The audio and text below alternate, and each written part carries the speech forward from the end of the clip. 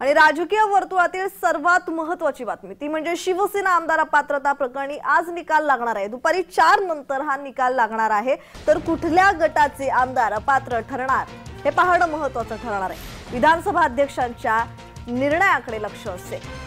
राज्याच्या राजकारणाला हादरवून सोडणाऱ्या सत्ता संघर्षाच्या घटनेमध्ये आता सर्वात मोठा टप्पा आलाय। या सत्ता संघर्षामध्ये शिवसेना म्हणजेच शिंदे गटाचे 16 आमदार आणि उद्धव गटाच्या 14 आमदारांच्या पात्र अपात्रतेचा निर्णय अवघ्या काहीच वेळामध्ये लागणार आहे।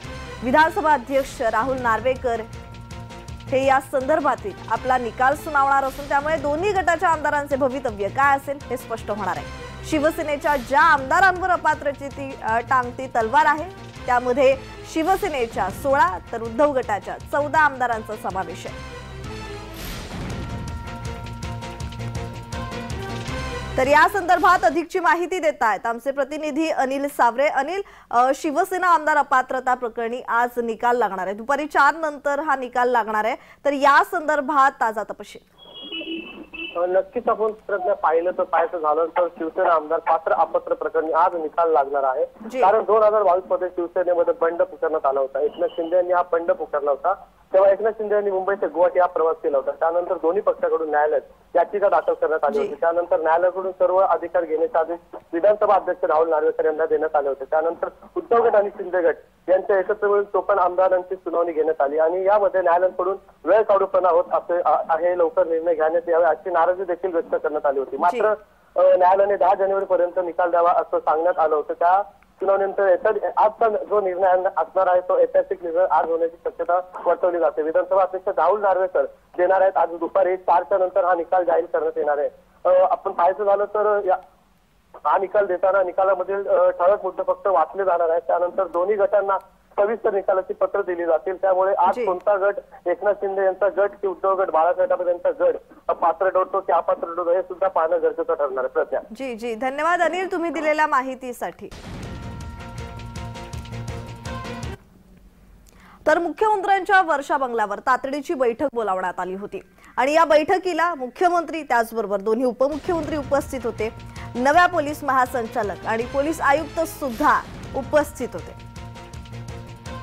खरं तर पाहायला गेलं तर शिवसेना आमदार अपात्रता प्रकरणी आज निकाल लागणार आहे। दुपारी 4 नंतर हा निर्णय होणार आहे। कुठल्या गटाचे आमदार अपात्र ठरणार हे पाहणं महत्त्वाचं ठरणार आहे। मात्र त्याआधी महाराष्ट्राच्या राजकीय वर्तुळात अनेक घडामोडी घडतायत। मुख्यमंत्र्यांच्या वर्षा बंगल्यावर तातडीची बैठक बोलावण्यात आली। मात्र या बैठकीत कोणत्या विषयावर चर्चा झाली हे अद्यापही गुलदस्त्यात आहे। बैठकीला मुख्यमंत्री आणि दोन्ही उपमुख्यमंत्री उपस्थित होते। तर पोलीस महासंचालक आणि पोलीस आयुक्त सुद्धा या बैठकीला उपस्थित होते।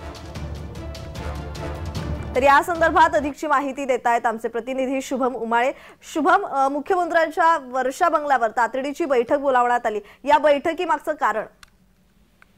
अगदी बरोबर प्रज्ञा, बघायला गेलं तर तातडीची बैठक जी आहे ती बोलवण्यात आली होती। या बैठकीसाठी दोन्ही उपमुख्यमंत्री देवेंद्र फडणवीस, अजित पवार हे जे आहे दाखल झाले होते। सोबतच महाराष्ट्र राज्याच्या नवीन पोलीस महासंचालिका, पहिला महिला महासंचालिका ज्या आहेत रश्मी शुक्ला त्या सुद्धा होत्या।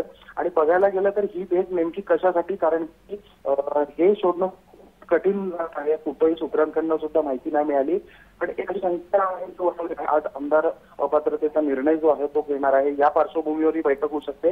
निर्णय आल्यानंतर कुठेही कायदा सुव्यवस्थेचा प्रश्न निर्माण नको हो याबद्दल ही चर्चा झाल्याची एक प्राथमिक माहिती मिळते। आणि दुसरी गोष्ट म्हणजे अशी की मराठा समाजाचं जे मनोज जरांगे पाटील येणार आहेत मुंबईमध्ये 20 जानेवारी रोजी येण्याची त्यांनी आग दिली आहे, त्या पार्श्वभूमीवर सुद्धा ही बैठक झाल्याची आहे माहिती समोर येत आहे। कारण की बघायला गेलं तर मुंबई हे जे शहर आहे आणि या शहरामध्ये 50 लाख लोक, 50 लाख मराठे येणार, त्या गोष्टीवरची आहे चर्चा होण्याची शक्यता आहे। रश्मी शुक्ला काल त्यांनी त्यांच्या पत्रकार परिषदेमध्ये सुद्धा ही गोष्ट सांगितली होती की या गोष्टीवर आम्ही चर्चा करू आणि त्याच्यानंतर जे आहे सांगण्यात येईल करून। प्रज्ञा जी धन्यवाद शुभम तुम्ही दिलेल्या माहितीसाठी।